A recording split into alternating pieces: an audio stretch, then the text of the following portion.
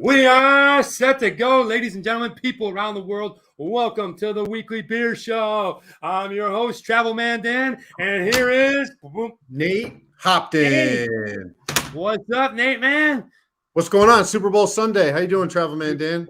Doing great, man. Doing great. Super Bowl Sunday. I see we already got a bunch of people in the room. We got Martin. We got Drunatic. We have Barrow in the house. Welcome to the show. Nate, how you doing? You got ready for the Super Bowl? Yes, I am picking the Bengals to win, and I got some money on Joe Burrow for MVP. So everybody should be rooting for that. Wow, you're jumping right into it. But before we get into that, we'll peel that back in a little bit. Guys, thank you so much for joining us. Let me tell you a little bit about what we do here on the show if this is your first time here. Weekly Beer Show. That's right. That's exactly what we talk about. It's every week, and we talk about beer. We have two delicious beers. That's right, two delicious beers to review today from breweries all across the United States. What Nate alluded to earlier, this is the Super Bowl theme. So we have beers from Los Angeles and beers from Cincinnati. It's going to be an amazing show. We got a whole bunch of fun stuff. We talk about some cool topics here and there. We bring up a good news. We talk about what would you rather. I'm going to go ahead and give you a choice. Do you want this, that, or do you want what this or that? I don't know what's going on. It's going to be so excited. We also have what are you reading? What are you watching? What are you listening to? Closing the show out with the quote of the week. So thank you so much. If this is your first time on here, please go ahead. We'll call you out when we can on the comments below, and we'll go ahead and please be sure to go ahead and smash that like button. It definitely helps us out. Nate, why don't you tell us a little bit about the people that are here all the time? Yeah, you guys know what we do here. We go through our two beers. We do the review. For those of you that don't know, we review with 5 different categories. It comes up to a score of 25. We each get an opportunity to review. We go over those beers and tell you how we like them. But the rest of you that are here every week, you know the deal. And yeah, super excited for these two beers this week, Danny. Yeah, me too. I am super excited about the people in the room here. We got Mikey, and Mike, you know, I remember kid was in our show last year on the 4th of July. He's already got the wings on the smoker. Calvin says, "Yay, Super Bowl day! Welcome! Shout out to everyone. Welcome to you, Calvin. Thank you. Hey, Frank's got 2 delicious beers. Yeah, Nate, today's gonna be fun because we thought we'd have a little playtime. You know, we don't have a guest on the show, but we wanted to bring in 2 beers from the Super Bowl teams. And that's exactly what we did. Nate Hopton. All right. I like it. I like it. Chris Duncan. So let's do it. Let's go to commercials and a halftime show. Nate, should we get right into the first beer? Yes. All right. So if you don't know, the 2 teams that are playing in the Super Bowl are the Cincinnati Bengals. Cincinnati is a city in Ohio. And the Los Angeles Rams. Los Angeles is a city in California, and it's also where I live. If you haven't heard of it, I don't know where the hell you're living, but it's probably under a rock. But today's first beer is from such city, Los Angeles, and it is a brewery that I was really looking forward to. We've done their beers before. I've never actually been down there. They are a smaller brewery in a place called Glendale, California, or Glendale, LA. Because you know you'll get that mix. But guys, I'm talking about Paperback Brewing, and today's beer is Communist Poodles from Connecticut. Whoa, Nathan, look at that, buddy! All right, it's a mouthful. That is a nice looking can, you know. And look at it, there it is, the Communist Poodle. Okay, you know. This is not a huge politically influential show, but we definitely have to read what we see on the label, Nate. Sure. Are you excited about this beer or what? I am. I mean, I've never seen anything really like this. This is quite the name, Communist Poodles from Connecticut. Yeah, I'm excited to try an American Stout. Yeah, American Stout. I don't know what that is. Thank you, Calvin. Carlos Z, welcome to the show. Thank you. I'm not really sure what an American Stout is. I think it's just a stout with the word American, but you know, I'm not. It is. It's basically going to be your run-of-the-mill stout. It probably has to do with the alcohol volume level. So once you get up into the Imperial, that's where you're going to get that 7, 8, 9%, like a Russian Imperial, something like a Old Rasputin, right? Something like that. So this is going to be in the lower ABV range, which is just a standard stout. Nice. Oh, we have Tenacious Freak says, sorry, I can't be with you after work. No problem. We understand. Thank you as always. Hey, wish you were beer. Good old paperback. We drank one night with Nora on our show. Nora, Wow. I don't know who Nora is. Is Nora part of paperback? Yeah, you guys can answer down here below. Yeah, Wish You Beer. Good to see you here, guys. Give a shout out to Wish You a Beer. We're going to have them on the show in 2 weeks, the 27th. Yeah, the 27th. Wish You a Beer will be on the show. I'm excited about that, Nate. Yeah, it's going to be a lot of fun. They have a really nice YouTube channel. They do kind of the same thing that we do, review beers and talk about it. And I think they'll be a good addition to the show. They have a lot of fun and super excited about that. That is quite a thing, quite a name. Nate, this alcohol percentage is a little bit lower than what we're used to seeing in a stout. It is 5.5%. Welcome, Xi Jinping. All right, 5%. Okay, this is pretty cool. Now, I'm going to grab something from our good friend Dave Z from Beer in Front.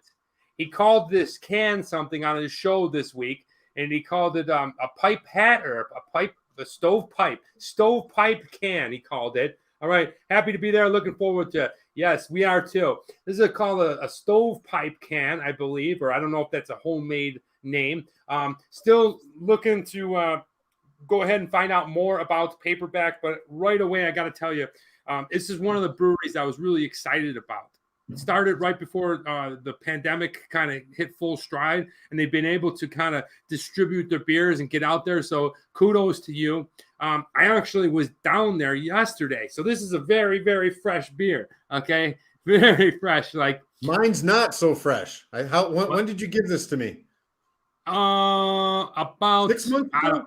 Yeah, somewhere in there. Yeah, something like that. It's not as fresh as this. Look, I already got reprimanded by the bartender when I was over there. I asked him if he had any warm, and I think he wanted to hit me upside the head with a baseball bat for even asking the question. He was like, don't you dare serve that warm. Don't you review that warm. So don't worry. Wow. I want to let the Paperback Brewery know that this beer was never warm, nor was Nate's. Okay, they've been cold the entire life cycle. This one's pretty fresh. Please, bartender, understand we've been doing this a while. I was probably drinking beer when you were in middle school, so I'm very familiar with keeping fresh beer cold. So yeah, this is it. Really excited. I'm going to talk a little bit more about the brewery, Nate. But yeah, let's go ahead and crack this sucker open and get started with the show. Wish you a beer. Yes. You know, I do understand a little bit from his position on wanting to keep the beer fresh. Like, it's a big deal with these, especially these independent kind of small brewers where their beer doesn't have a lasting shelf life, and it probably should be cold once it gets cold. So it depends on his tone and how he delivered that message, but I kind of get it. Yeah, no, absolutely, Nate. That's why, you know what I'm saying? You know how I am. I'm very regular blue collar. Look, your tone is everything. And if you tell me like that, we laugh about it. If you like, there's a way to tell this kind of thing, because as we've talked about before, craft beer has become very, very snobby. Okay. Yes. All throughout the United States, craft brew is like, it's a mixture of how Europeans always talked about American beer and a little bit of sprinkle of the wine people, right? And they're total snobs, right? I mean, you know, the fact that me and Nate don't have big beards and smoke some weird kind of tobacco that nobody else does is an anomaly in this culture. But but you know what? We love beer, and I'm up for anything. And I like that. I like when people at the brewery talk to us and educate us about their beer. That's always helpful. That always is an important part that we don't want to miss. So keep your beer cold. Let's go and crack the sucker open, Nate. Oh, look at that little doozy you got. What's the matter? Your fingernails weak? What are you doing, dude? All right, I know. Ooh, man. Ooh. It's got a good smell to it. Yeah, wish you. All right, that is really good. Smells I'm good. Actually around to check in. Cheers, fellow. Yes, welcome. You know the thing, Danny, is that so we review beers on all spectrums, right? But we definitely do try to make it a point to highlight these independent brewers. And that means we're bypassing the macro breweries because those are robots, right? Those are numbers. It's all about just getting as much mass produced out to the masses as possible. So we choose to go to an independent brewer, and we want to go there because we want to hear your story. We want you to tell us about your beer. That's the whole thing. It's supposed to be this inclusive community where people are talking to each other and trying to learn and try and help each other out in the process. So I will always remember that when we go to talk to brewers is who are the people that want you there? Who are the people that are willing to tell their story? And just be, an individual that's kind of there to answer your questions. Because I think a lot of people go into these places, they don't know what a triple IPA is. They don't know what a double dry hopped beer is. You're supposed to be there to educate them. So I'm a little sad to hear that. I'm sure you'll talk about it more, but there's a lot of brewers out there, man. We can focus and promote somebody else. Yeah, the thing is like you're exactly right. Like a lot of people, imagine if I didn't do a YouTube show or I wasn't this invested into beer, or I was just walking in and had some questions about beer. These are critical things that, other people around that neighborhood or within LA, like I've been looking forward to going to paperback for 2 years. Like I remember when I got Bunny with a Chainsaw like 2 years ago and I reviewed it on the show. I was really excited that they were here in LA.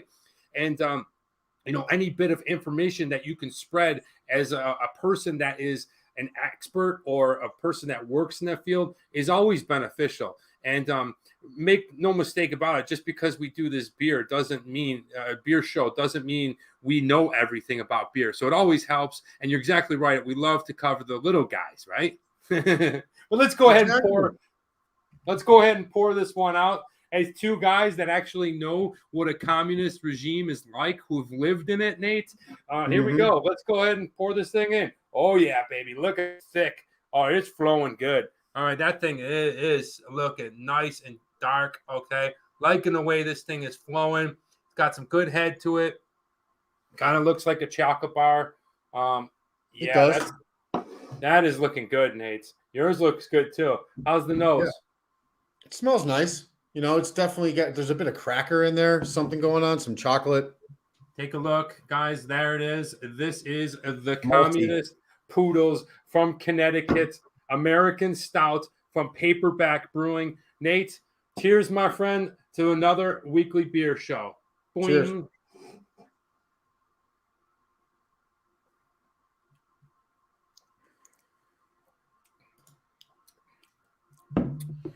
Interesting. Very light, actually. Yeah. Okay. You know what it kind of reminds me of? What's that? Guinness. Yeah, similarity to it. Guinness is about 5%, 5.2. It's either somewhere between 5 and 5.5. It's not a strong beer. But that's what, without the creaminess of it, because, the nitro with Guinness, it has that bit of a creamy texture. Minus that, that's what this tastes like to me. Yeah. I mean, my first sip, when I taste it, that's exactly what I taste. It's a very light stout, right? It goes down smooth. Sometimes with stout, you get overpowering, almost like a molasses or sweet tasting. Even with the Guinness, you get that. I know Murphy's was like that. Boddington's, the Speedway was really good. If it doesn't have a lot of the like chocolate and coffee things going on in it, this tastes like a pure stout. Like there's not anything added to it. There's no peanut butter swirled in there. There's no caramel. It just tastes like a stout, and it is very clean. It's very crisp. And the first sip, I got to say, is actually really delicious. Nate, what do you think? You know what it kind of reminds me of is so there's a new trend out there right now. I don't know how much has picked up speed in the market, but black IPAs. This kind of tastes like a black IPA. It's hoppy. It's hoppier than I thought it would be. Yeah, you know what? We really haven't done. I mean, I don't think I've done one on this show with you, and I don't think I've done one at all on the show. Is one of those black IPAs, Nate. Skål! All right, to my friends in Denmark, and Mikey is going to be sending us the mead. Mikey, I hope you got those Polish beers I sent to you. So always a fun thing for me and Nate to do is send beers. Okay. If you look down here, I have about 50 craft beers, and it is just it is just catching on fire. So if you ever want to send me and Nate or one of us some beers, please do. We will accept. But we're looking for. You got your fingers up. What you got to say? Because I'm gonna bring it in, dude. Public service announcement. I would like to say public service announcement. I'm not happy with Federal Express at the moment. A shipment that I was supposed to get with a very desirable and difficult to get beer from one of my good friends in New Hampshire has not arrived. I'm not happy about it. So it was quite the expensive shipment, and it was sent out on Tuesday, overnighted with the expectation of it getting here Wednesday. It's now Sunday. We don't have it. They say it's been delivered. I checked the security cameras. I checked everything. But then when you go on the app, it says pending delivery. So just be cautious of that. I know there is it's touchy when you do send beer. Maybe if it's too much, I don't know if they sniff it out. I don't know if that's what the situation is, but I just want to mention that maybe UPS and USPS is the better option to do it. Well, see, now I'm going to chime in on that because Mikey said not yet. Mail is slow. So okay. I also sent something to New York, USPS, which they told me would be there in 3 or 4 days. I got the email that the package would be arriving yesterday, and Mikey is telling me he did not get it yet. I sent him a little Polish beer, the Zubar, and some other one. Where's the other Polish beer that I sent, and some other fun stuff. But so maybe something's going on with the postal system right now altogether. But Matt, you got mine. I know, but the thing is, you got mine in less than 24 hours. I know, but we are Vegas to LA, which is not the same as the Northeast to Vegas. It might even just go ground. It was ground. I paid for ground. Yeah, Nate did the same thing to me. Was supposed to be here on Friday and didn't show up here before the show started. Okay. I think maybe I get it today. Maybe I get it. I think he's meant mead, not meat. But you never know. Hey, have you ever been to a meat raffle? No. What is it? So they're really big in Buffalo, and it's just a bunch of people raffling on meat.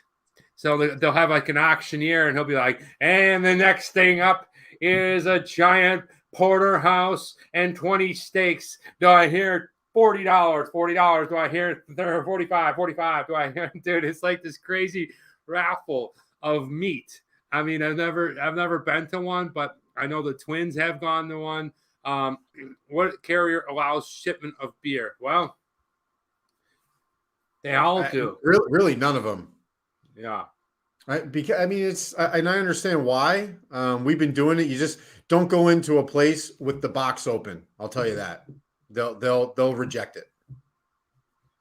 Yeah, I've never sent beer before, so I don't know what you're talking about. All right. So going on to the next one. Fresh ravioli sounds better than beer. That does sound amazing. Actually, that's a toss-up because I love beer, but my favorite food is ravioli. I don't know. Nate, this is what we're drinking. This is from Paperback Brewing. This is the Communist Poodles from Connecticut, American Stout. It's a nice beer. This is something that, typically with a stout, especially these newer pastry stouts, they're so sweet. They're so dessert-like that you can literally only have one. They're so powerful, 10% and more. Some of them reach up to 15.5%, like the one we did last week. That was a banger. That's a popper. So this is something you can probably drink 2 or 3 of and not feel overly drunk or overly bloated or overly full. And so I kind of like that. Yeah, one of the things that I got to say about this beer is I'm tasting, I don't know if you are, I'm tasting a little bit of sour end to it. To each sip, there's a little bit of almost like a carbonated sour. I don't know if that's just because of how damn fresh this thing is or whatever the case is. It's pretty dang good. I'm really enjoying it. I want to go ahead and send out a thank you to the waitress that sold it to me because I don't want to screw up her name. And it was Ileana. Okay, so Ileana, thank you so much for selling me the beer. Really excited about going to Paperback Brewing. And when we checked it out, it was a pretty cool place. And how about I go ahead and show you a little brewery tour of when I visited it yesterday. Now, it's down in Glendale, California, which is just, I guess, east of Los Angeles, like proper. Well, let's go ahead and take a look at this video. The Brewery Tour, Nate.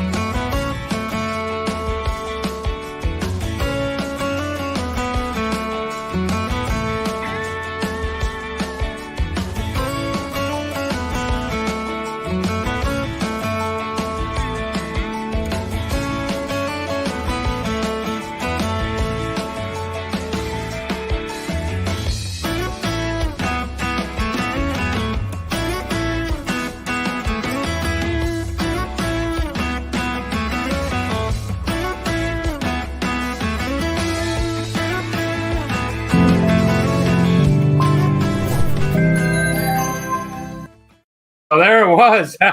What'd you think, Nate? It's awesome. I like it. It's just like a Quonset hut back there, and they just fashioned it into kind of like a little brew house. I kind of like that. It's cool. You got the fermenters all sitting in there, and you're just kind of perched up on top. Yeah. It's a really cool place. It's in this district of Glendale. I guess it's more industrial, but they don't do a lot of. What's it? You looked industrial, yeah. It's not super industrial. Like, you're not going to see like grains and silos and like giant things like that, like you would. But it's a little bit more like a packing and shipping industrial. Really cool place. Definitely a vibe of super hipsters. Like, it's definitely a hipster kind of spot you're going to find with a lot of these places, which is fine. Look, yeah. I don't mind hipsters, right? They could be a little snobby and they like things from the 80s, as you saw in the video. Like, I actually had a pair of roller skates like that. We used that VHS camera growing up. Well, I didn't have one, but people with money did. But, the love that they had a picture of Bukowski, the ventriloquist, like all these like weird things. The furniture was really nice. I got to say, I like the upstairs, how you walk upstairs. It was cool, right? A little narrow thing. But one of the things I didn't really capture because I was just running and gunning when I went there was the reason I think they're called paperback was the old paperback of dime novels, which gives it all these crazy, Bunny with the Chainsaw and Communist. Yeah. All these really great names and really cool things. They have like a lot of that pulp fiction pop art hanging up all throughout the brewery, which is kind of cool, right? I would imagine there's a lot of that in Los Angeles. It seems like that's probably an area that probably has a lot of that style, But yeah, that's kind of cool. I like it. Yeah, typically this part definitely borders like what's called Los Feliz and Silver Lake. And like I said, it's a very hipster, trendy. Yeah. You're going to see people there with weird mustaches and eccentric glasses with gas station baseball hats. Really baggy jeans, right? What's that? Really baggy jeans, right? I don't know. I think they wear tight jeans, right? I think okay. I think hipsters like tight jeans, but they're like painted on jeans.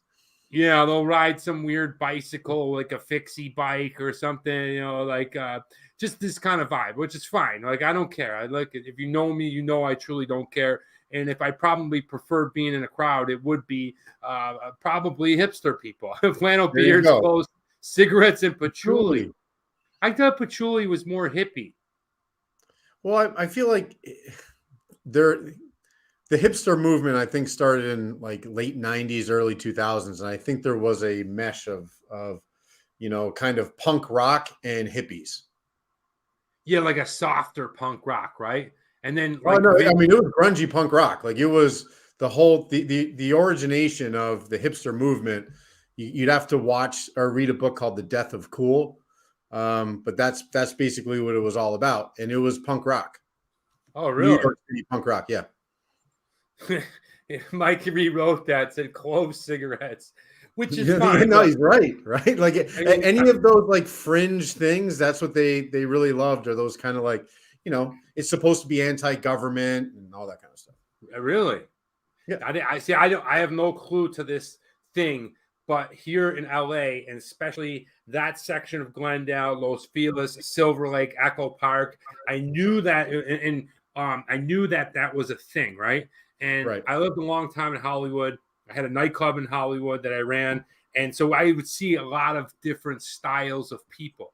And like I said, like one thing about hipsters is they're going to complain and they're going to be very opinionated and they're going to be strong to the thing, but that they don't like, but they're actually that thing themselves.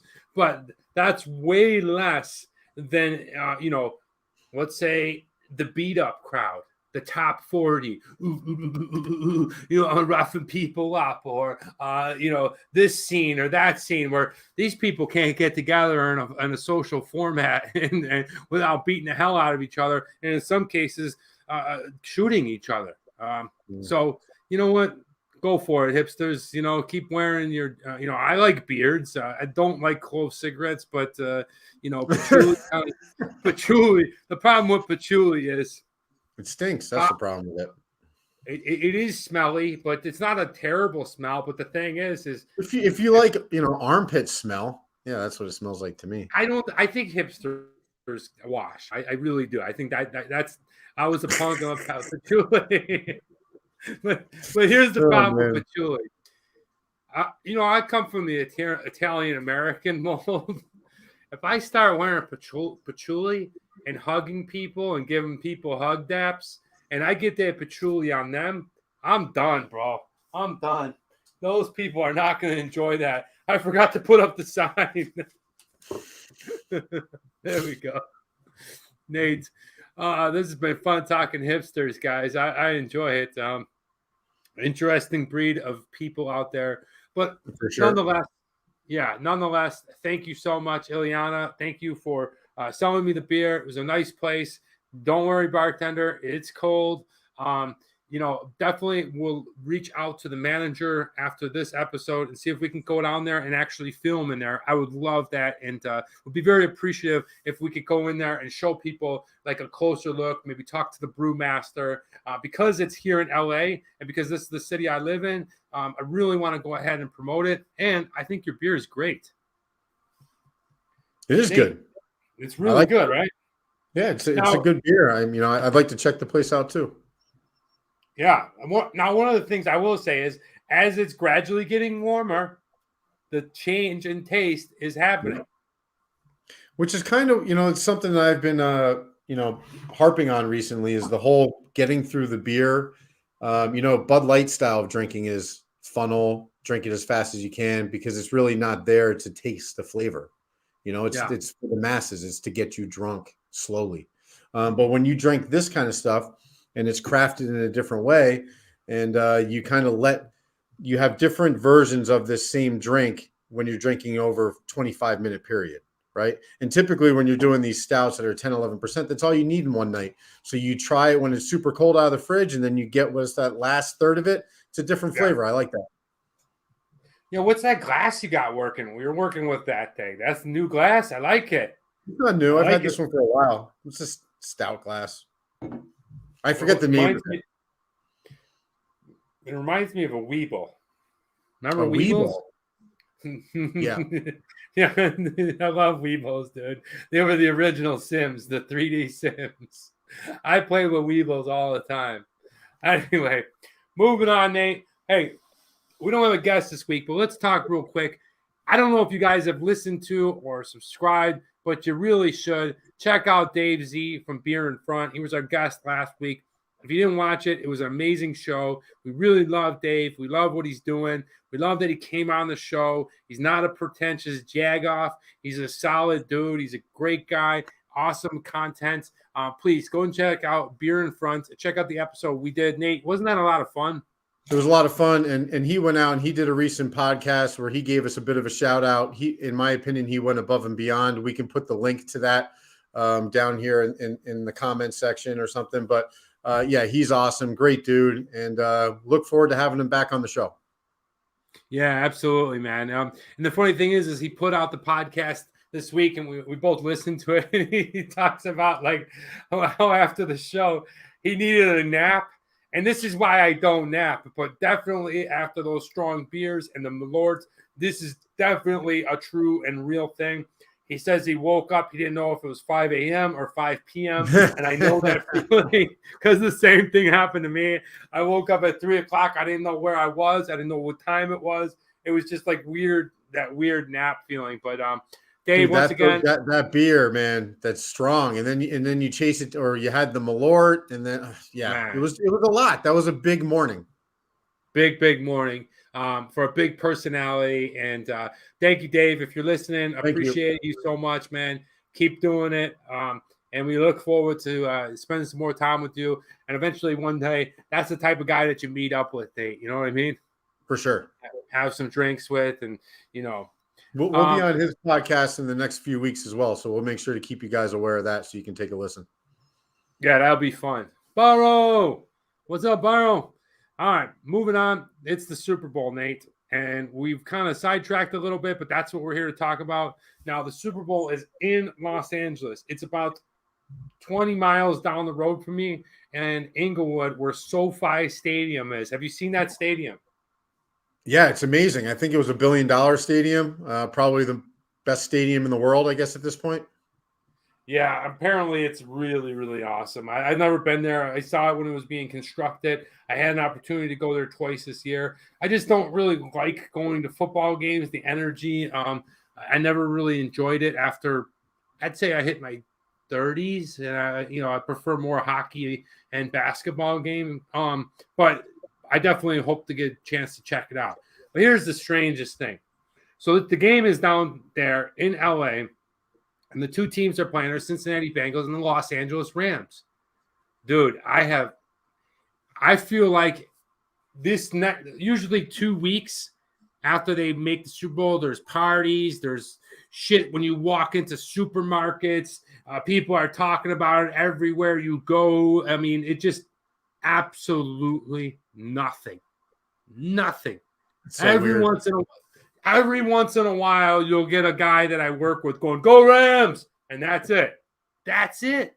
It's so bizarre to me. Better than Raiders Stadium. It's so bizarre to me, Nate.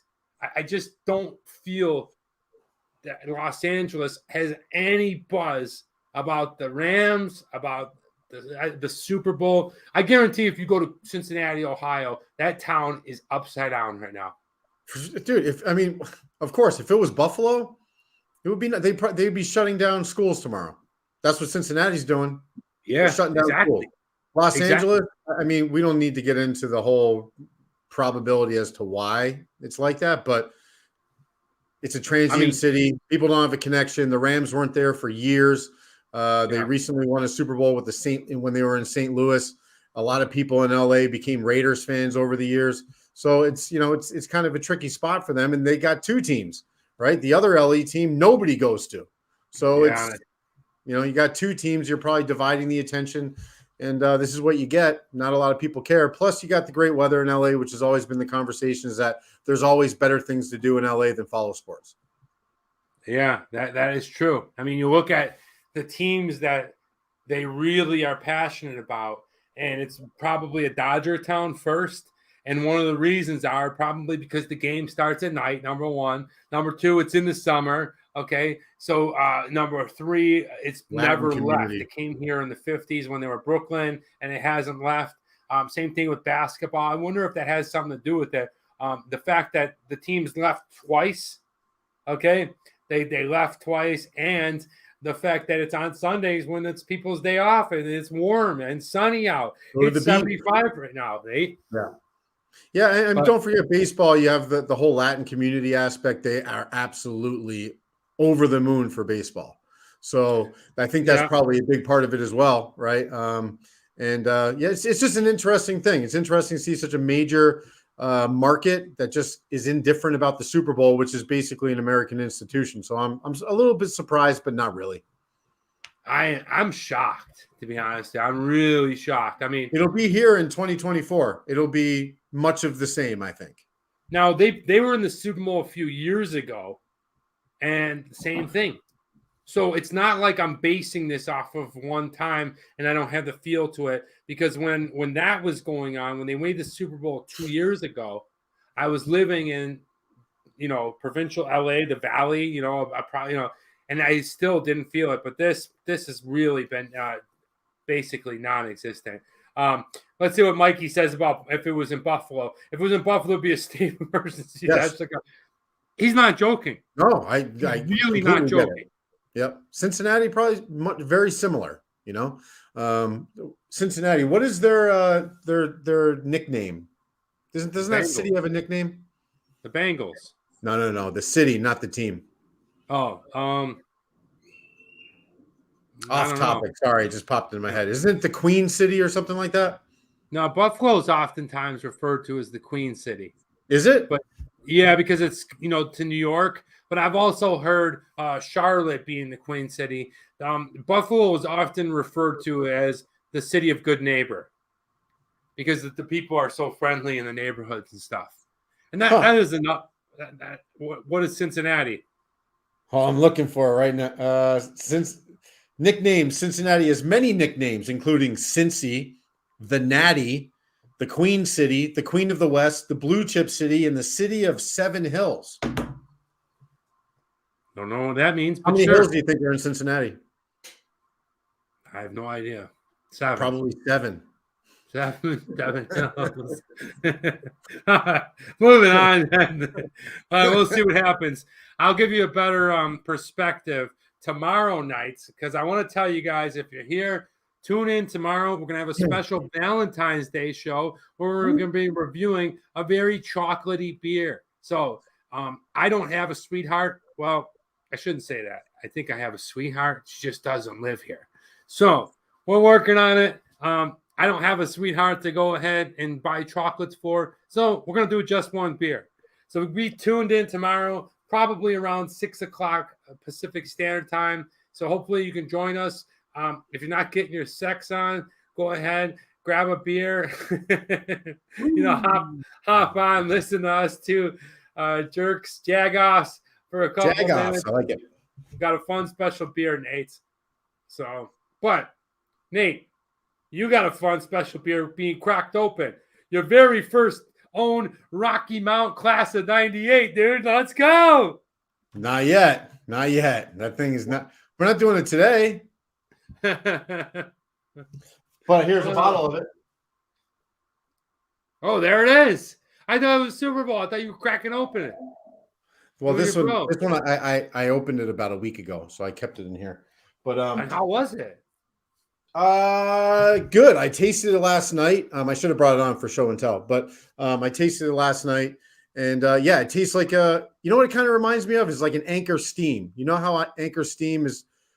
It's a pale ale-ish something, but it's kind of lighter. Not super full. That's what it's like.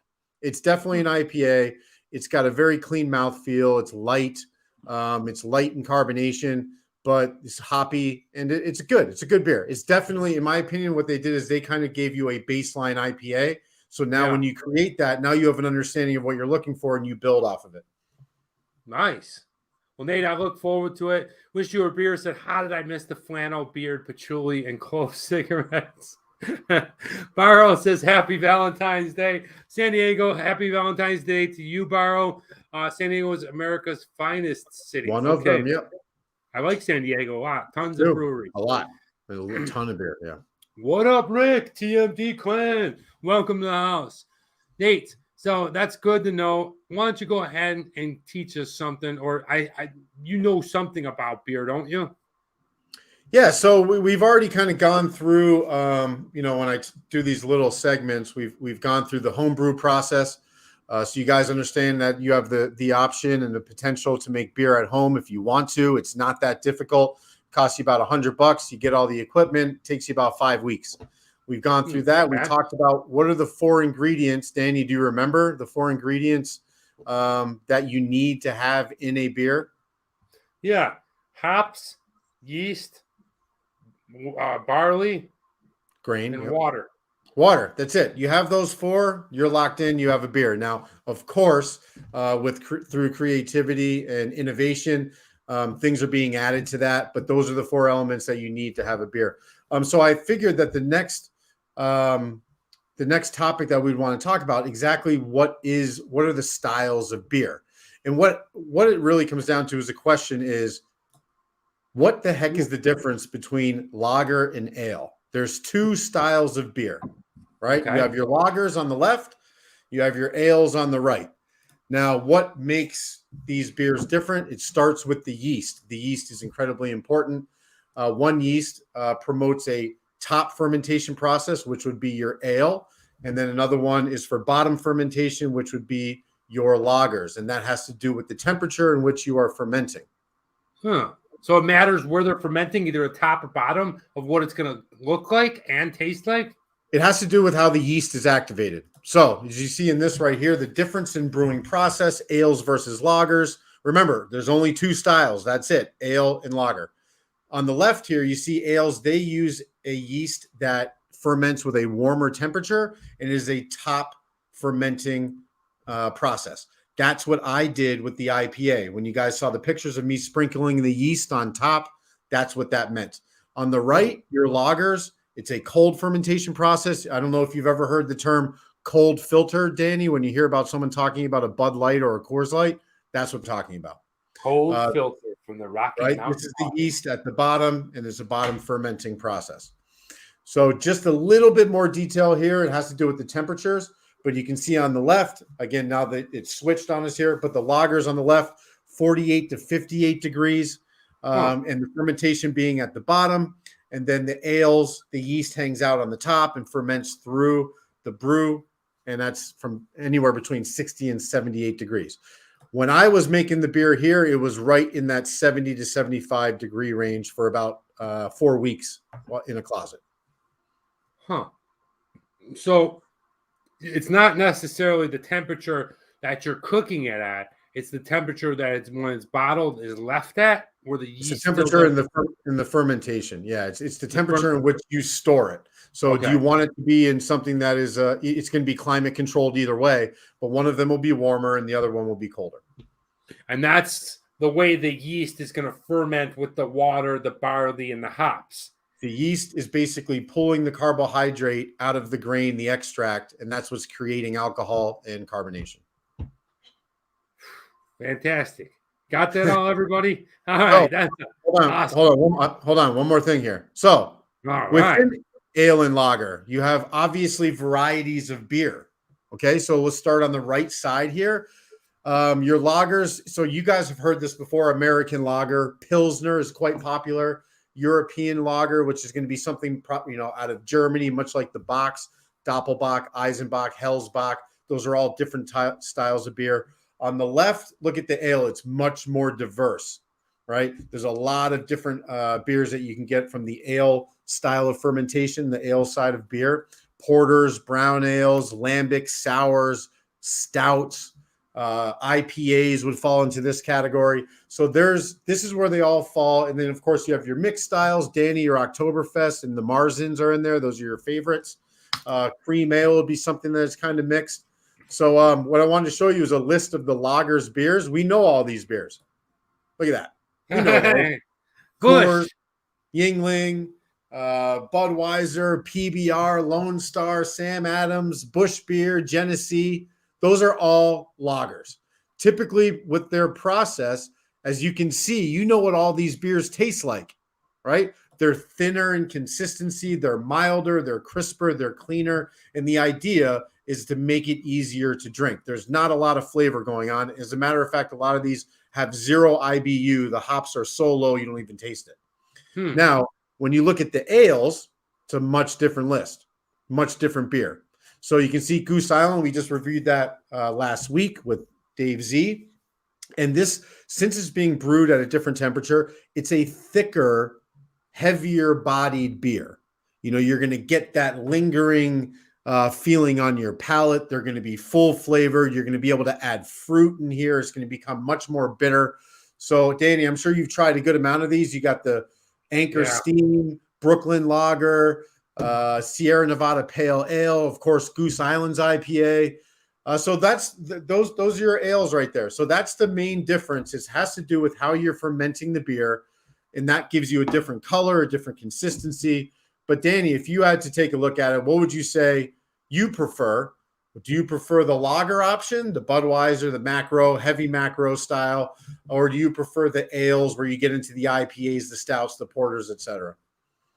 Three things. First of all, great job, Nate. Awesome explanation. I'm a little curious about the depiction on the pictures because these are the lagers, and if you notice, you have this Brooklyn lager, right? This is the IPA, right? Brooklyn, you see it? No, it's a lager. Okay, but also it appears here. You're right. So I'm not really sure. That may be just the picture that they used, but for me, if I had to choose a preference and I got one of the other, I would go right down the middle, like you said. I like the mixture one. I like the Marzans. I like the cream ales. I like that flavor of that it's light, refreshing like a lager, but it's also got a thicker, stronger taste to it, almost like a meal. So I'm going with the mixed styles. Yeah, for me, it's definitely going to be in the ale. When you look at the different beers here, I mean, there's just so many. My favorites, you're probably looking at the stouts, the pale ales, which doesn't really get into the differences between the pale ales, right? But that's just such a hot topic in the brewing community. Is now it's not just IPA, it's double IPA, imperial IPA, triple IPA, quadruple IPA, 15% IPA. So it's not giving you the full picture, but for me, I'd probably go ale. Yeah, I'm going down the middle. What I'd like to see, Nate, is in the ensuing weeks, if you could start to break some of those other ones down for us. We'd love to know more about each one. Let me know. Give me a high five if you also like putty. High five. Please let us know. But great job, man. Thanks for filling us in, Nate. If you guys want me to talk about anything particular, just let us know. Let us know. You can send us an email or a message, and I'll do it. This is what we're drinking. It is called Communist Poodles from Connecticut. Okay, pretty cool. It's from Paperback Brewing here in Glendale, Los Angeles. This is the last of it. I'm going to go ahead and whack this down, Nate. Let's go ahead and give it a score. Wow, that's not a whack-back beer. Wow. Ooh. Not bad. I like it. It's tough to whack it back for me. All right. Really? I felt like... All right, let's get right into the taste. On the Super Bowl. Let's see what we got here. Communist Poodles. The taste. I feel like it was good. I felt like it was had a nice flavor to it. You feel like you're getting a stout, but you also had the carbonation that comes with like a lager. So it was very light. It had a lot of carbonation into it. As it warmed up a little bit, I also taste a bit of sour, doughy kind of flavor. It didn't have that real thick, sweet molasses that stouts often taste like, or like the chocolates of the coffees and stuff. It was just straight stout. I felt like it was good. I didn't absolutely love it, but I'm going to go ahead and give it a score of a 3.0. Same. I'm going to do a 3.0 as well. I do like it. It's one of those beers that I think people can try to see if they have an interest in getting deeper into stouts. It's very basic, but I kind of like that in its approach. So for me, I'm going to do a 3.0. Okay. All right. I bought this can in a melee of 4-packs, I believe. Okay. Here's how I'm going to do it. The 4-pack, I bought 2 4-packs from the brewery. Just going to do an average. Okay. It was $42. All right. So 8 divided by 42 is what, Nate? $4. $4, right? No, that's 32. So we're looking at about $4. Oh, 42. Sorry. Yeah, 40. about $5.50. $5. Around $5.50. Not bad. Wasn't the strongest beer, but not a bad price. I bought it from the brewery. I think that definitely had something to do with it. So for the price being what it is, I'm going to also give it a 3.0. $5 for a can? $5.50. It's a stovetop. 1.5 for me. Whoa! If you guys are doing, I mean, come on, the prices of this beer right now it's out of control. $5.50 for this is too much. The ABV is 5.5%.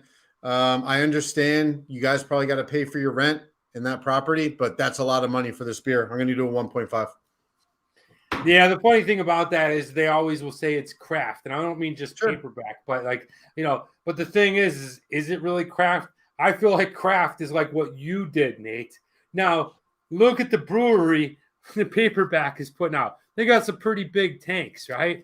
I don't know, that's borderline craft my ass, because it's starting to become a bigger production. So, but I'm still going to give it a 3.0. I don't think it's a bad price. Going with design. Look, I don't really understand the design. I don't really understand the name, but it caught me. Okay. Yeah. Communist Poodles from Connecticut. What does that mean to me? I think it has some play to do with ESPN. I think it has something to do with the stockbroking and the people that work in the financial district in New York, but live in Connecticut.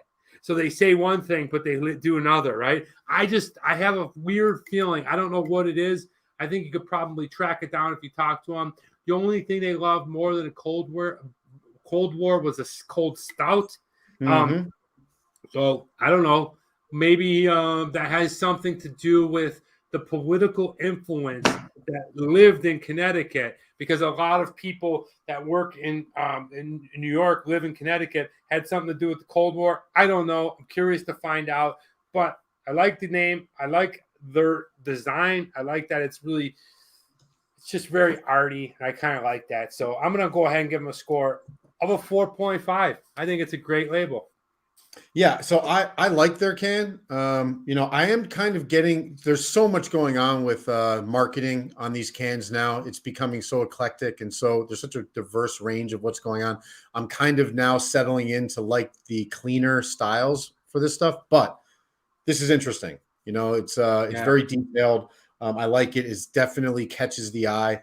I can't ding them for this. I think it's interesting. The title's interesting. Now, I do see on their website, Danny, they do give you a little bit of a story about this beer. Maybe that'll help on their title. So it says, after a year of being quarantined in a small studio apartment in Hartford, Connecticut, these Cold War Poodles have planned their grand return. Our American stout is smooth, roasty with hints of coffee notes and chocolate malt. I don't know. So you might be right. Maybe that's what it was all about. For me, I'm going to go 3.5. I liked it. Maybe it has something to do with like the owner who has Poodles that basically was in quarantine and ready to come out. We don't know. Interesting. A lot of speculation. There's only one way to find out, and that's go ahead and go right to the source, which would be Paperback Brewing. So please, I'm going to go ahead and email the manager. I believe her name is Noelle. So I'll go ahead and send you an email. Maybe you'll invite me in there. Would love to have you either on the show or somebody on the show, that brewmaster, or bring me down, make a video. Nobody goes to Hartford except for the Whalers. Let's go on to accessibility. Now, this beer is pretty hard to find. I had to go to the brewery, and they only had a few left. When I mean few, they only had 2. I was able to find Nate's in the Total Wine in LA a few months back. So it is a little bit older, but I sent it to him knowing that I could get it here. So the accessibility is not good, and that sucks, but they're a small brewery. So I'm going to give them a little bit higher because I understand what they're doing. And, I just don't want to strike them too bad. I'm going to go ahead and give them a score of a 2.5. I want to strike them 1.0. Super niche, nano, independent brewery. Can't get it anywhere, but if you go up to their doors or to the Total Wine that's in there, probably within 10, 15, 20 miles of their place. So unfortunately, accessibility for me, I can't get it here, and I'm in Vegas, which is a 4-hour drive from LA. So 1.0. Okay. I understand it is hard to get, but maybe that makes it exclusive. Maybe they don't make that much. I don't know. We could revisit that topic another time. Let's go to the Tmdx Factor. Look, this was a brewery that I was super excited about. I knew about it since the beginning of the pandemic when I first started reviewing beers a little bit before the pandemic. I was excited because I saw beers like Bunny with a Chainsaw and another one that I found, and I found them at a gas station in Bakersfield. Okay. Wow. I was just so pumped up. I was like, wow, this is so cool. They got so many creative, and we're going to do other beers from Paperback. So, I picked up a bunch more, so we got 3 more in the fridge. We're going to be doing more.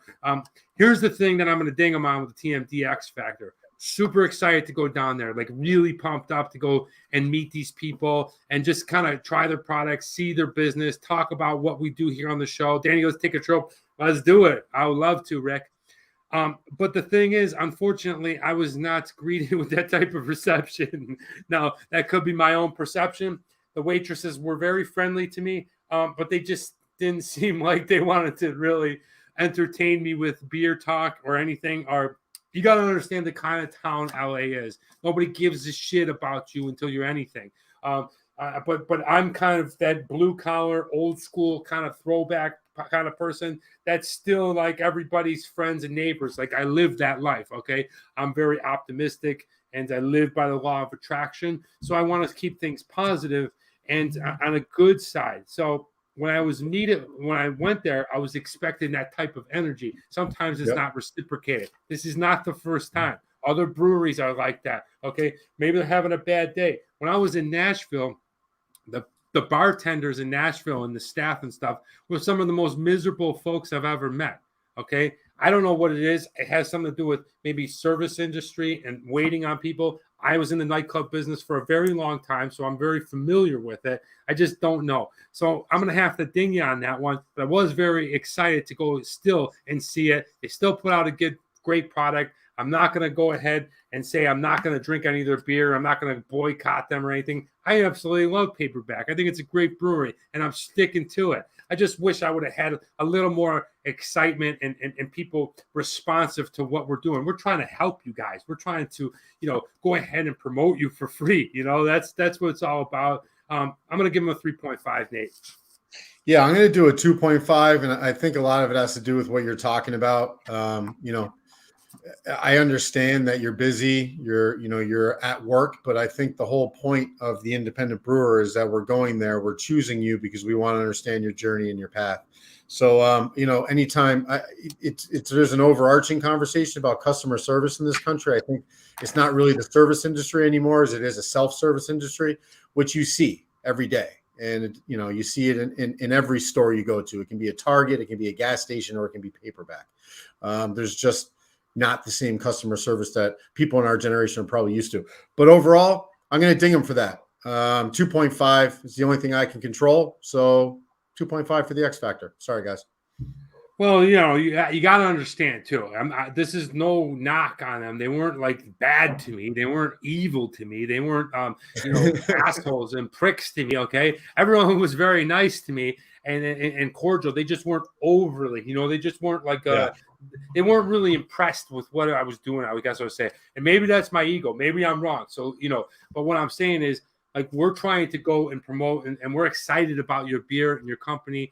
And I wish it would have been a little warmer reception, I guess is all I'm saying. I'm very, very pleased with the product. I was excited to go there and hopefully still get a chance to go there. But overall, this is what I get. Still got a good score, 16.5 for the Communist Poodles from Connecticut. From Paperback Brewing. Not bad.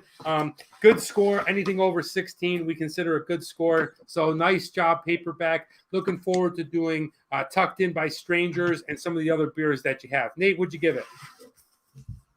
11.5. 11.5.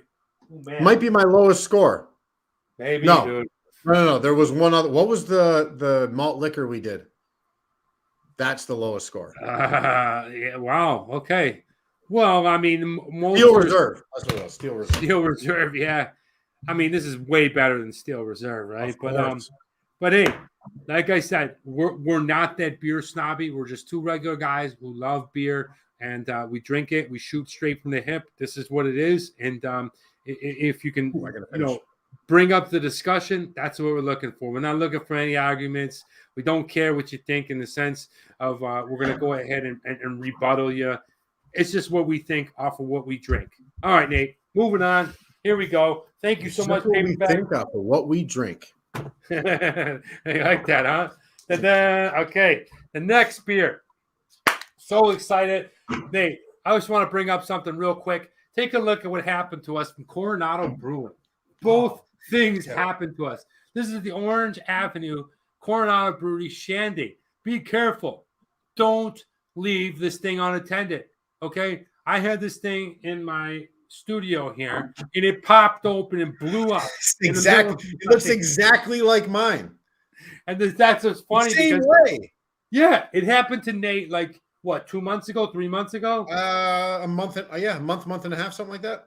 Month and a half ago. Cindy found it, heard a pop or something. So then I didn't hear it, but I woke up and I was like, "Wait, it's strange, man. What's wrong with that can?" I looked closer. All of the beer was out of it, and this thing was popped open. Good thing I didn't have any of my expensive artwork. Sometimes I have Banksy's work on my ceiling. Sometimes I have a smaller Van Gogh piece that I bought. But luckily, those are encased, and they didn't get shandy all over them. So Shandy. What's it? Nothing.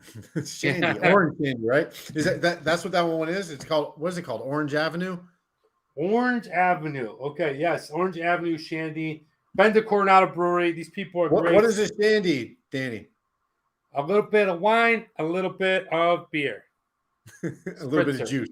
Yep. Yeah, juice. All right. Moving on, Nate. Thank you guys for joining us. Thank you so much for staying with us. We are continuing to grow. Let's hop on to the next beer. But before we do that, Nate, I'm going to go ahead and read you the good news. Go ahead and throw that picture up. It's good news time. Using a novel polymerization process, MIT chemical engineers have created a new material that is stronger than steel and light as plastic and can be easily manufactured in large quantities. The new material is a two-dimensional polymer that self-assembles into sheets, unlike all other polymers, which is one-dimensional, spaghetti-like chains. Until now, scientists have believed it was impossible to induce polymers to 2D sheets. Such material could be used as lightweight, durable coating for car parts or cell phones, or as building material for bridges or other structures, says Michael Strahl, the Carbon P. Dubs Professor of Chemical Engineering at MIT, and the senior author of the new study. We usually don't think of plastics as being something that could support a building, but this material, you can enable new things. He says it's very unusual properties, and we're very excited about that. The researchers have filed for 2 patents on the process, and they used to generate the material. Holy shit. Can you imagine that, Nate? Stronger than steel, lighter than plastic. Okay. How's that even? That's crazy. You know, look, I'm just reading what I read. So Yeah. a lot of that stuff doesn't really make sense to me. Polymers, 2D, like I Me understand neither. the word. Yeah, but like, let's just think about what they're doing here. They're making a material as strong as steel but light as plastic. It's crazy. It's crazy. Bridges, buildings, you know, the fact that Underwear. Yeah, and the fact that if they could produce it as clean energy, man, oh man, we're in good shape for the future. This future is going to look a lot different. Me and you probably won't be around, but you know, very interesting. You know, let's see what happens. All right, moving on to the next. That is good news, by the way, though. If we can find something like that that's cheaper, stronger, faster, it's awesome. Yeah, I mean, think of the Olympic races on bicycles. Dude. He's lost for words, folks. We're going into the second beer. The second beer is the people that we want to win the Super Bowl. Cincinnati. Yes. Go Cincinnati, baby. Okay. I want Cincinnati to win too, Nate. Nate, where'd you get these beers from? Somebody sent them to you. From Cincinnati. From Cincinnati. And I got to tell you, this brewery, we're going to show you the brewery tour, is the one brewery that probably jumped a lot of other breweries that I want to go to more than anywhere. Look. This place is freaking cool, right, Nate? Yeah, very cool. It's in Cincinnati. It's a river town in the Midwest, Northeast, pseudo kind of Buffalo. Definitely supportive of that. I'm talking about Urban Artifact, and today we're drinking the CHARIOT Tart Cherry. Whoa, hold on a second. What are you drinking? Yeah. All right. There's a little backstory. Hold on. They don't look the same. Ladies and gentlemen, the jag-off of today is that guy right there. This So I bozo would like over to let here. everybody know from a shipping error, this is not FedEx's problem this time, it's mine. I was so excited when I was shipping the beer out to Danny that I sent the wrong beer. So I sent 2 of the red ones and kept 2 of the brown ones. And I should have sent 1 red, 1 brown to Danny so I can have 2 and he can have 2. And I didn't do it. That's okay. We still love My you, bad. Nate. And bad. absolutely, Barrow. Let's go on a huge drive. Let's go on a long drive, Barrow. Let's drive through India. That would be awesome. But let me tell you a little bit about my beer. It's a sour. It's bold. It's a word I don't know. Cerise. Can you spell it? Cerise. I don't know what that is either. Can somebody Google that for us? What is cerise? Cerise. What is a goose? Gose. A GOSE, right, is Yeah, a style of beer that it comes from Germany. It was an adjunct style beer, and basically it has a salty kind of taste to it, and a lot of times you'll find lime in there, so to counter the salt. Okay. Now this is a 4.7%er. I believe it's going to be tart and cherry. Nate, what are you drinking? So I'm looking at cerise. Cerise is a deep to vivid reddish pink. It's a color. Oh, okay. All right. It's a color. Mine is called Harrow. And you can see up top here, it says sour, hazy, and this is made with a grain bill of wheat. So GOSE is going to have, or sorry, it's not GOSE, it's GOSE, right? Is going to have at least 50% of the grain bill being wheat. So that's one of the differentiators there. But I'm super excited to try this. This is pretty cool. It's a really good brewer out of Cincinnati. They do a lot of these sours and these GOSEs, so we're going to try 2. Okay, let's go ahead and crack it open. Go Cincinnati. Woo! Ugh. It smells like a fart. It smells like salt water. It smells like Seawater. a fart, dude. That's you. I feel like someone just fired at my face, dude. All right. Here we go. Let's go ahead and pour it. I'll show you what my... Oh, that's pink. Oh, I like it. Look at that. Grapefruit.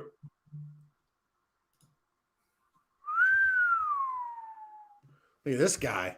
It's the same color as the can. There it is, guys. The Chariot.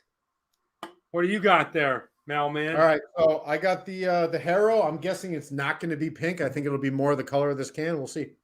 Wow. Nope. Golden. Golden. Wow. You can tell All it's right. super crisp, very light, very effervescent. Look at all those bubbles. High carbonation, low head, no retention on that head at all. You can almost see through it. Can you see Very me? colorful looking beers. Yeah. Cheers, Newman. Cheers. Newman. Putty. Cheers. You look definitely more like Newman than I do. What do you think? Is it tart? Wow. Where do I begin? Where the hell do I begin with this thing? That's you, dude. That looks like Dwight's cousin. That's me, Oh my dude. God, what's his name? That's you, bro. That's me, dude. I'm this guy. I'm the Roman fucking gladiator, dude. You're Dwight's cousin. What's his name? Mose. Yeah, Mose. He chases the car. Mose. Dude. That's the same name as the GOSE. All right. My turn? Your turn. All right. I'll tell you what I think after this. Wow. Yeah, exactly. You know what it is? I think it's after the stout, man. Like our palate is been burned out by that chocolate and the coffee. Nah, barley. dude, no way, dude. This one. No? Look, here's the thing. I'm gonna tell you what I taste. I'm going back in for another one. I love it. That's good. It tastes like a bad batch of Bartles and James. Like it tastes like an old wine cooler that's been warmed up, and like it's super tart. It's super. I mean, it's like somebody threw cherries in my mouth for a month. It is so cherry flavored. It's got a lot of carbonation, and I absolutely fucking love it. I love it. So It's really good. You've been on the fence with sours and this style profile of beer, right? It's not necessarily a sour, but it's, do you feel yourself kind of figuring that out, Yes. understanding the flavor profile a little bit? Yeah, and I think I like it. It's like an alcoholic kombucha. It is. It's kombucha. It's very similar to a kombucha. Yeah, it has that same kind of. It almost feels like there's like a mother in here. A mother. Well, the kombucha comes from a mother. Oh no, Geraldine's in my drink. It's a yeast. Yes, that's what it tastes like. In my drink. Where's your old man been? Oh man's not feeling good these days, guys. He wants to be here. He takes a lot of naps. He's all right. He's getting through the winter. How's your first sip? Yeah, so I really like it. It's very, very clean and refreshing. This is something we're obviously talking about it on February 13th, but you drink this in the summertime. This is a perfect drink in the summertime. Beach, pool, golf, outside, barbecue, whatever. Try this stuff. It's good. Beach volleyball. We're going to speed it up a little bit, guys, so hang with me. Now it's time for the show and tell. The show and tell is going to be a lot of fun because I told Nate about this. I told him to pick. He doesn't know what's coming up. Here it is. To my good friends from Kenmore, New York, Brett and Brian that you've seen on the show. This is what I like to call the Brett and Brian, okay? Forgot this again. The Brett and Brian. Now, Nate has already made his choice with the Brian, but they are exactly the same. Maybe you can put the dots together. But ladies and gentlemen, here is the Brett and Brian. Whoa! Hold on a second. What is that? Dude, those are the glasses that we drank with the twins. Okay. Oh, those are phenomenal. XL. Yeah, can you put it back up? I want to see it again. These are the glasses that Brett and Brian were. XL glass football mug. I love it. They were pounding these. I found them the next day at a weird little thrift store, and I said I got the perfect gift for Nate for when I come out there. Now, the thing is, if the Bills would have made the Super Bowl, I would have gave it to them a little bit before, but they didn't. So I felt like the best time to go ahead and break these glasses at a neutral time for us was during the NFL draft. Wow. Look at this sucker. How many ounces fit in that thing? 3.5 beers. So it's 38, 38.5 or something? 37 fluid ounces. So you can get like 3.5 beers. Beautiful handcrafted. Well, not handcrafted by machine, I guess. But yeah, here it is, my friend. I got one for you. You will be taking home. Handcrafted by machine. It's handcrafted. I think, well, not handcrafted. It's by a machine. That's good. You like that? Well, let that be a lesson, hipsters. I'm one to be reckoned with. I'm not exactly what you think. That's a great show and tell. I cannot wait to dump 2 Speedway stouts into that thing. Oh, man.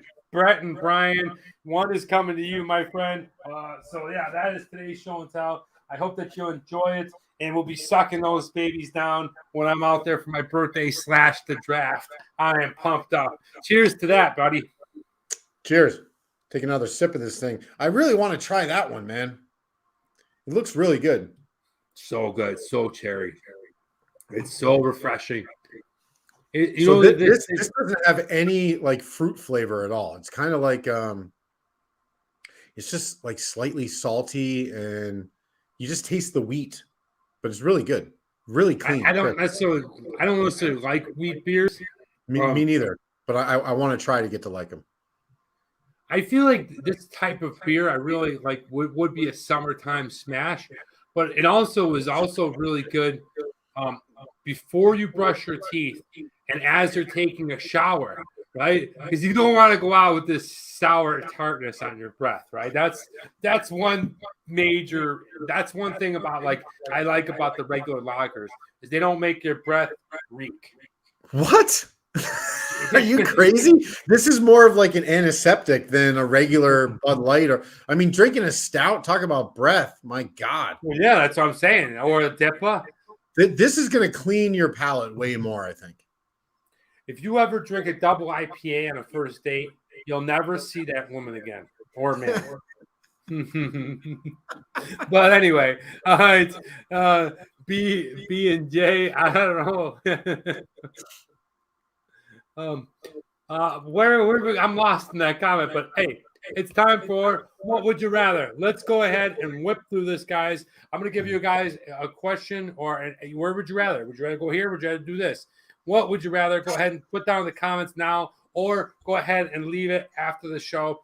One of the things is, I'm sorry I haven't got to last week's comments. I will get to them. I just been really, really slammed every day after work. I've had to do something. So I haven't had a chance to sit down and answer the comments. I will always get to them. It just might not be right away. I will get to the last week's, and I'll get to this week's if you leave them. So going with the number one, we'll have Cincinnati or Los Angeles. Here we go, guys. Where would you rather go? Would you rather go to Newberry Bros Coffee Prohibition Bar? Check this place out. It's a small little coffee bar, but it also has... Can't find it. There it is. There we go. Look at this bar, dude. I mean, here's the thing. I love that, dude. Look at that. It's so dark. It's so dark on a fall day. They have the world's biggest selection of bourbon and rye. So, believe it, bro. Scotch, wow. Japanese, American. I think there should be another picture in there. Go ahead and show the outside of that building. It's a little skinny building. You see it there, Nate? Pretty cool. It's a coffee shop / bourbon bar. So I like coffee. Don't love bourbon, but I don't see it here, buddy. Oh, maybe I didn't put it in. Okay, I like rye, but you get the gist of it. It's a beautiful looking place. Or would you rather go to one of my favorite places in the world, a place that I absolutely loved? Speaking of hipsters, I worked with a lot of them here. And guys, I'm talking about in Los Angeles, the Griffith Observatory. Look at this, babe. Look at that picture. Great picture. Used to work right there. Have I seen that before, Danny? Have I seen this? Has this been in movies or? Yeah, it's been over 300 movies.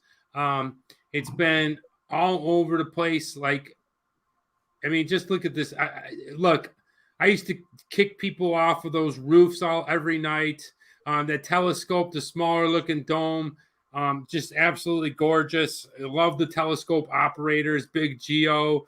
And all the great people over there, all the museum guides I'm friends with. And, of course, shouts out to my APSAs. That's what I did over there. It really awesome. You can see it's just down the road from the hike that takes you to the Hollywood sign. It truly is one of my favorite places.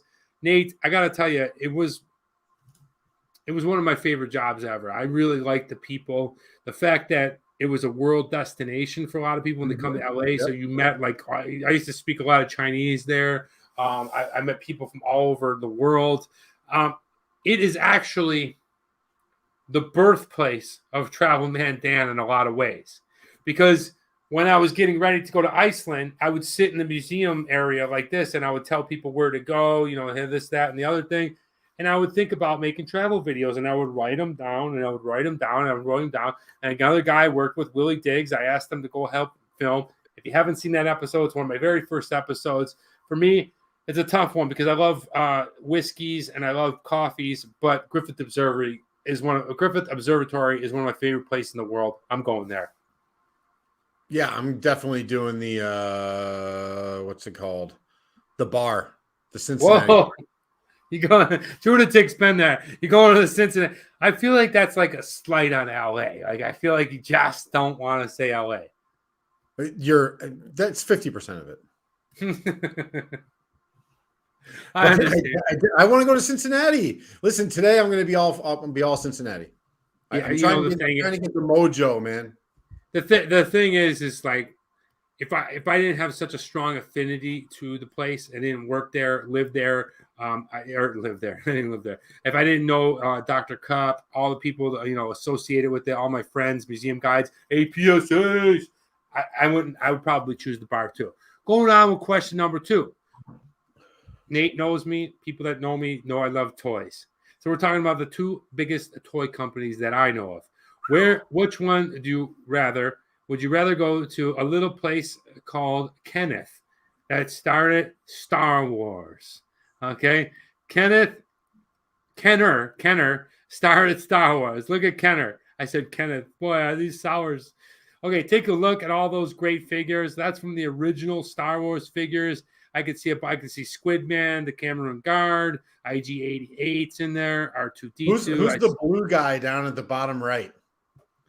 That is the piano player in Jabba's palace. See that little keyboard thing next to it? He sits in the middle of that thing and plays the piano. Do you remember the old there was a carnival ride. It was called Gravitron. Do you remember that? Oh, yeah. It was in the circle and you would kind of rise up in the thing. That's what that little middle DJ booth was like. We had one in our town called Fantasy Island. It was called Devil's Hole. The only one that probably knows about that is Mike. So Star Wars, number 1. Boom. There you go. That was Star Wars. So Kenner. Okay, Kenner. Or what about the powerhouse Mattel Incorporated, which created Hot Wheels and Barbie? Okay, something for boys or girls. Something for girls. Look at the Dream House or boys. Okay. When I said, look, if you're a boy and you want to play Barbies, that's fine. And if you're a girl and you want to play Hot Wheels, that's fine too. But check out the Barbie Dream House, man. Look how excited they look at the top, right? Like they're dancing. They're in like a karaoke bar or something. I think they're doing tic-tac. Tic-tac. All right. But one of the cool things about the Barbie Dream House is, do you see the wheelchair disabled, the ADA compliance? I like that. People that are coming from construction. All right. And then look at the 2 Barbies that are cruising the corner with the whip. Okay. So there's your choices. For me, hands down, not even close. Star Wars. I got 200 Star Wars figures out on my patio in the boxes. I'm going with Star Wars. Kenner. Star Wars. Closed book. All right, here we go. Now it's time for food. So if you don't know this, I'm going to go ahead. We've done this on the show before. I've talked about this before. When I was by myself, I brought it up. I brought up Skyline Chili. Cincinnati is famous for its chili. They put it on spaghetti with heapings full of cheese. Did they put that much cheese on there? My gosh. Look at that thing. That looks like something that you serve up in the 80s to your kid because you don't have money. All right, which is fine. It looks delicious. It's chili, but it's also spaghetti with cheese. Probably Nate's nightmare. Nate would not like that thing. Going with the second thing is the birria tacos here in LA. Look at these juicy, succulent. I love you dip it in this birria sauce, right? Double tortilla, but they're small. Absolutely delicious. We're going to go ahead and do a food Friday at a very famous food truck in Oxnard, California. I mean, look at those ones, a little more crispier, the jalapeno, the lime. I don't eat these a lot here in LA, but I imagine they're probably good.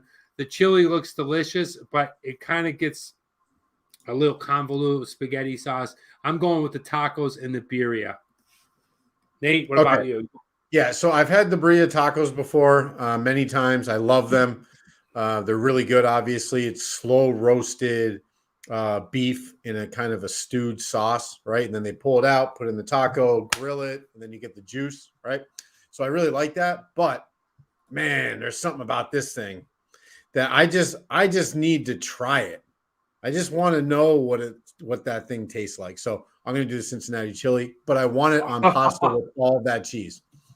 He wants it. All right. This is the Nate that I knew in college. He would eat whatever, whenever. He'd go to Cece's Pizza and take it down. I like that. Martin, I got a signed He-Man Funko. I love He-Man. He-Man's great. You guys got to understand, like, I got a little obsessive with the G.I. Joe and the Star Wars. He-Man is the only thing that I still collect.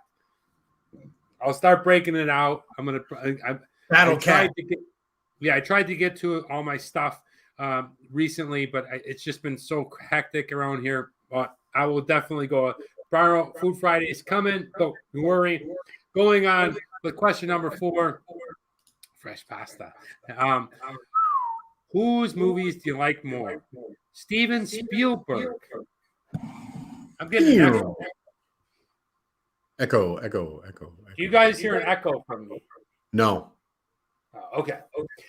Steven Spielberg. I mean, Indiana Jones. There we go.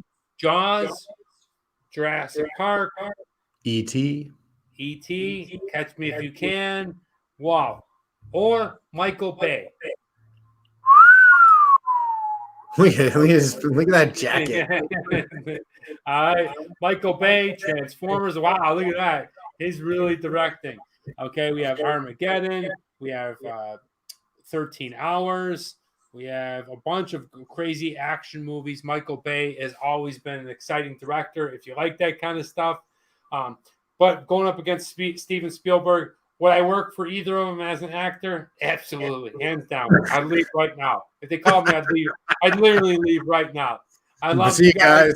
Nate, show, close out the show. Gotta go. I'd work for either of them, but I'm a huge Jurassic Park fan. It ranks up there in some of my all-time franchises, like number 4. So I'm going with Spielberg. Nate, what about you? I don't know how anybody can go choose Michael Bay in this scenario. He's known as an explosives action guy and has zero substance when it comes to the movies. So Steven Spielberg says some of the greatest classics of all time, right? Michael Bay doesn't have anything like that. He's got Transformers. That's not a classic. So for me, Steven Spielberg.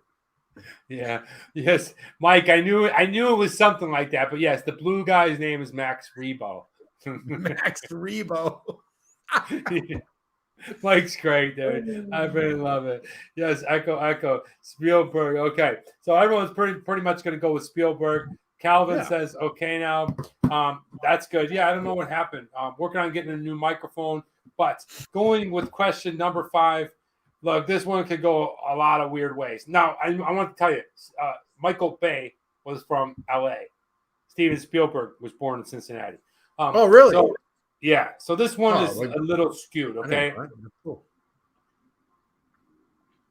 Look, don't come at me in the comments or get me 10 years from now, okay? I'm putting it out there because it's what would you rather, and we make people think, because some people actually think of the second choice. The first one is, what would you rather? Pete Rose, Cincinnati great, be allowed into the Hall of Fame. He's not been allowed into the Hall of Fame for baseball because he was gambling. He was gambling on himself. He was gambling on the Cincinnati Reds, and that's illegal. And he was banned from the Hall of Fame. The greatest hit machine, the man with the most hits in baseball history, is banned from the Hall of Fame because he was gambling on his own team. He would put in bets, but, I mean, that dude played hard, okay? Or would you prefer him? What would you rather? Him to go into the Hall of Fame, the ban lifted, or O.J. Simpson being removed from the Hall of Fame, the Football Hall of Fame? We all know what went down with O.J. I don't need to get into it. He was tried and acquitted. He was not found guilty. There he is right there with, you see Shapiro, you see Cochran, and I forget the other guy's name, but he is still in the Hall of Fame, the Football Hall of Fame. So now he's not from LA, but he's mostly, referred to it from LA. He's from San Francisco. USC, yeah, right. Yeah, he went to USC, and then he was prominent in the movies, and lived in LA and stuff like that. So this one's not hard for me at all, and has nothing to do with OJ. But then you throw OJ in there, I'm like, yeah, of course. I think OJ was guilty, 100%. I don't care what trial you watch. That's what I think. I will say, I think it's ridiculous that you're keeping Pete Rose out of the Hall of Fame. Let the man in. He made a mistake. He's, paid for it. You're going to do it at some point. Do it now while he's young enough. Well, he's older, but while he can enjoy it. Give him 10 years of, enjoying being in the Hall of Fame. He gave you everything he had for 30. Pete Rose into the Hall of Fame. That's what I would rather. Nate, what about you? Yeah. So I think we should be able to separate the athlete from the man, the athlete from the woman. O.J. Simpson was a great NFL player. He deserves to be in the Hall of Fame. He ended up being a piece of shit. Okay. He still was a Hall of Fame football player. The whole idea of going back into someone's life and then trying to dissect them and try to cancel them out of something just to make you feel good about yourself, I'm not into it. So Pete Rose, put him into the Hall of Fame. He deserves it. He's the all-time hits leader. Yeah, he fucked up with the gambling. He admitted that, but he also said he would do it again.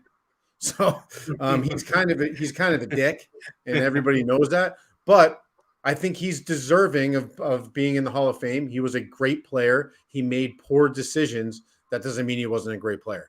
He was just a shitty dude. So which one you going with? Pete Rose. Pete Rose. Okay. Well, you have an interesting point, Nate. You know, a valid take.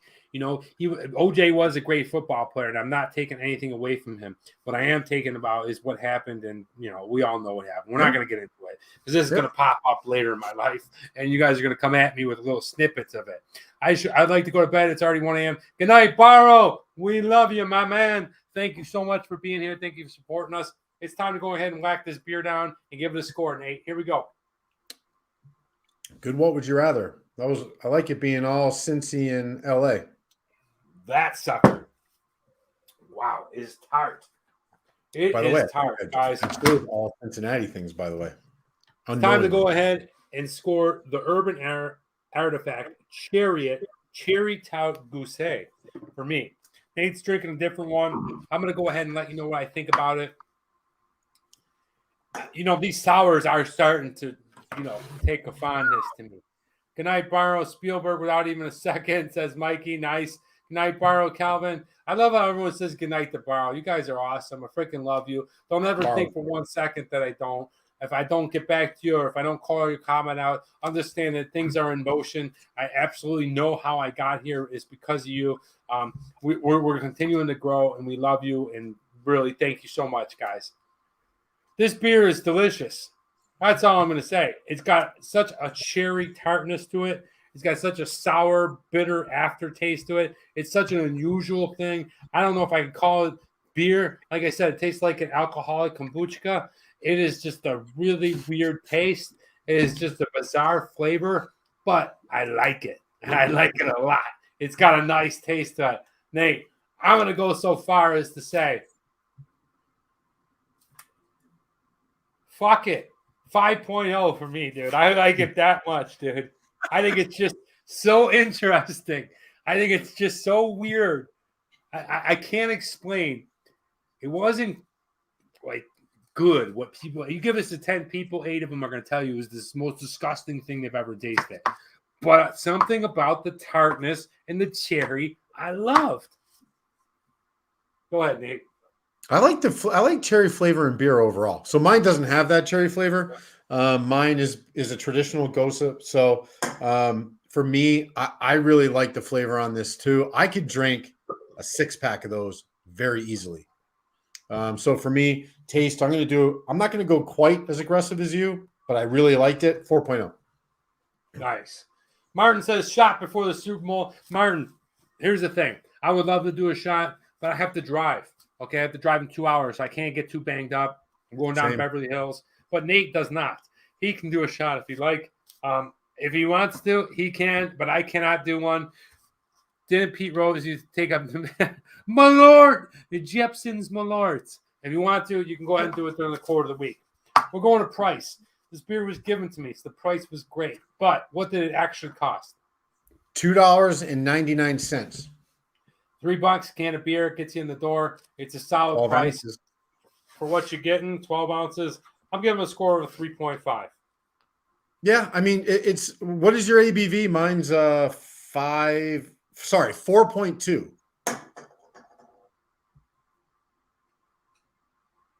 4.7. Yeah. Getting Nice. real close to the reader. All right, so I think it's aggressively priced. All right, but not being able to find it and having it shipped and everything, whatever. So for me, $3 for a 12-ounce can of 4.2% beer seems a little bit pricey. I'm not going to ding it too much because I think the quality is good. 2.5. Okay. Design. I don't like the design. There's a lot of stuff going on. I didn't know if it was called CHARIOT, Cherry Tart GOSE, Urban Artifact. But I like the fact that they use, Nate, show your can, show my can. They use very different colors, the kind of fall, autumn colors. They use a weird, but they keep the branding the same. I think that's cool. I'm going to give them right down the middle. 2.5. Don't love the design. Hold on. You couldn't tell the name of the beer No, there's a lot. I couldn't. All right. So I like it. I like the same thing you like. I like there's a consistency there. This is clearly it's a lineup of theirs, which I like. I also like this guy. Yeah. I'm a big fan of this guy. So on the back, this GOSE is brewed with 1 pound of coriander and 11 pounds of salt per 30-gallon batch, I guess. But I like that they put that on there. They tell you a little bit about the beer. So for style, for me, I'm going to go 3.5. I like the simpleness. Not everything has to be a cartoon. Yeah, I like this. You're kind of bending me that way, and I typically feel that way, but I do like the Roman soldier. I should have probably gave it a higher score. I'm going to change my score. You don't see that very often. I'm going to give him a 3.5. A 3.5. No reservations. Bourdain. All right, going on to accessibility. This beer is hard to get. The only place you're going to get it is at the brewery, which we haven't showed you the video. We're going to show you right now. They go ahead and bring up the video of the brewery. This thing is friggin' awesome. I can't wait to go here. 2, 1.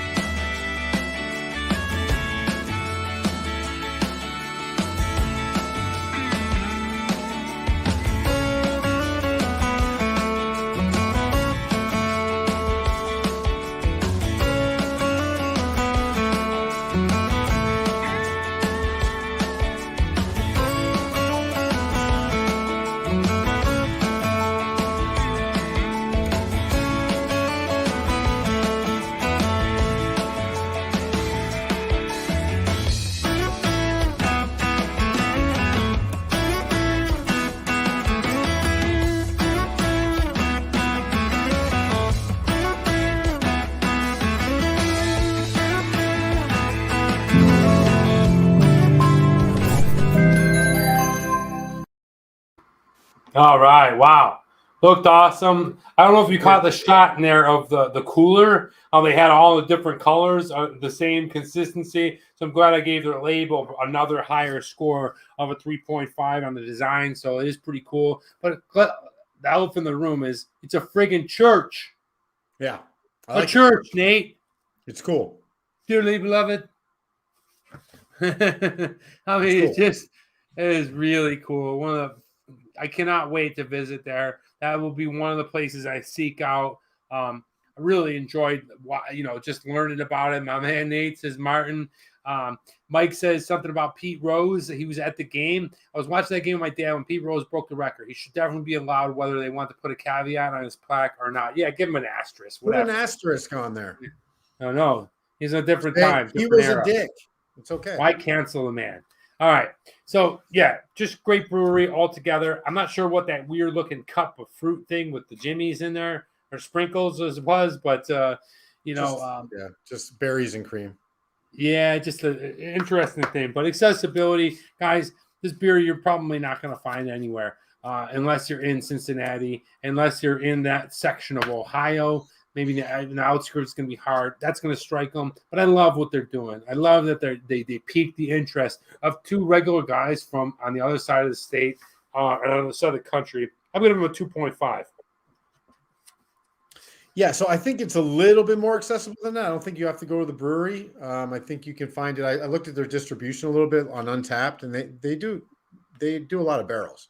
So I'm guessing it's probably a little bit more than we know. But I'm not going to give them too much. I'll probably just hang out in the 2.5 range like you. Okay. Tmdx Factor. Look, friend sent it to me. So thank you to your friend Nate who sent it to us. Great beer. Changed my mind on sours, I think, today. Really. I'm going to start to go for them. I think a sour grape is my wheelhouse. The fact that Cincinnati is playing in the Super Bowl today, and I'm rooting for them. Another blue-collar, mid-tier city, just like Buffalo. Definitely got to go Bengals. Tmdx Factor, really nice beer. Nice day. Had a great show. I'm giving it a score of a 4.0. Yeah, I'm going to go 5.0. Very appreciative of this beer being sent to me. The fact I've never tried any beer from Cincinnati before. So I like that. Cincinnati's never won a Super Bowl before. I don't recall the last time they were in a Super Bowl. I guess it was 89 or 90. 81? No. No, 90. They played the Niners. So Yeah, whenever that so- was, 90, 91, right? So Joe Burrow, I got money on him to win the MVP. So it's a good beer. I like the beer overall. I'd like to go check out that brewery. I like the fact it's in the church. I don't know. I'm feeling it. 5.0. Awesome, Nate. All right, guys, this is my score for the Urban Artifact Chariot. It is an 18.5. What a great score. What a great beer. Love the sour. Delicious. Nate, what'd you give that wheat beer from Urban Artifact? 17.5, which is a pretty good score for me, especially compared to the paperback. But yeah, Paperback was good. 17.5. I like the paperback. I think what Ding did is you were turned off. All right. Yep. But anyway, no need to go backwards. This is the Communist Poodles from Connecticut. It got a score of a 16.5. The Urban Artifact Chariot got a score of an 18.5. Great beers on the show today. Thank you so much. I got the die right here, Nate. Let's see. What are we reading? What are we watching? What are we listening to? Whatever it lands on. Here we go. It's a 2. What are we watching? I watched a great movie called Nobody. It was with Bob Odenkirk. It was about this guy. He was this like crazy CIA operative war guy undercover, but he lived a normal everyday life as an accountant at a manufacturing company. If you haven't seen it, the fight scene on the bus was gnarly. It was great, and I recommend you check it out. Nobody. What are you watching, Nate? I'm watching Seinfeld still. Like I'm on this kick. It's 9 seasons. I just keep it going. I think I've gone through all 9 seasons like twice. So at night I just turn it on. I just, I don't have to pay attention. I've watched all the episodes so much, but for me it's still Seinfeld. I know I'm boring. No, it's great. I'm about to finish it. I got like 5 more episodes for my first time, but definitely check out Nobody. Check out Seinfeld. Now it's time to go ahead and leave you with the quote of the show. It is one from the great Vince Lombardi. Today is the Super Bowl. He said this: "There is no substitute for hard work." There's no substitute for it, okay? You can think whatever you want about the views, subscribers, people, how to get this, that, and the other thing. There is no substitute for the hard work. I love that he said this in an era that was almost 60 years ago, but it still holds true. So whatever you're doing, wherever you are, apply that quote to whatever that is, and you will understand it. Because hard work is what gets you there, okay? And hard work will also keep you there. And it's funny because in this realm of internet, whatever I'm doing here, I don't know what you call it, YouTube, there's a lot of shortcuts. There's a lot of things that people are doing that are, cutting out the hard work. There's no substitute for it. One way or the other, they fall short. And what we're doing here on this show, and what I'm doing on my channel, is built through hard work, showing up, the consistency, the effort, the everyday determination that you're going to get a little bit better each show. So I can apply it to this, or I can apply it to my real life work, where I work in construction and working hard, and whatever you're doing, whether you're an artist, whether you're a chef, whether you're in the medical profession, there is no substitute for the hard work that you put in. You probably had to learn how to do that thing. You probably had to keep showing up to do that thing. And you probably have to keep learning what you're doing as you're doing it on that thing, whatever that is. So please understand, Vince Lombardi was using this in a perspective to talk about football and his players and all the people on the field and stuff like that, but it can be applied to everything. That's why I love this quote. Nate, do you have any parting words on the quote, the show, anything? What do you got? No, I mean it's simple in its delivery and it's simple in its execution. You just got to show up. That's it. So if you start your YouTube channel and you realize after 30 videos that you don't get the followership or the subscriptions that you thought you would get, don't stop. Keep going, because that's where it kicks in and the magic happens when you continue to do it. So that's what you're doing, and I appreciate it. That was Vince Lombardi, not Thomas Edison. Well, maybe, I don't know, but I believe Vince Lombardi said that. I'm sure Calvin, thank you. Calvin said, I believe you do, Dan. Thank you so much. I appreciate it, guys, each and every week. Nate, it was a blast. How about it, my man? Boom. He's all over the place, folks. I love it. Nate, thank you so much for being a great host. Thank you, everyone, for showing up to the show. That is the Harrow. That is the Communist Poodles from Connecticut. If you get a chance, try out these beers. Go to the breweries. Have a good time. Thanks for being here. Whatever you're doing, wherever you're at, thank you so much. Drunatic, Martin, Mike, Calvin, whoever else is still here. Goodbye. Great. Have an awesome one. Go Cincinnati. I'm Travel Man Dan. That's Nate. And remember, it's a big world out there. Make sure you see every bit of it. Thank you, Martin. I love to hear that. I love it. Thank you. Love the show. Take care. Bye, everybody. See you later. Go Bengals.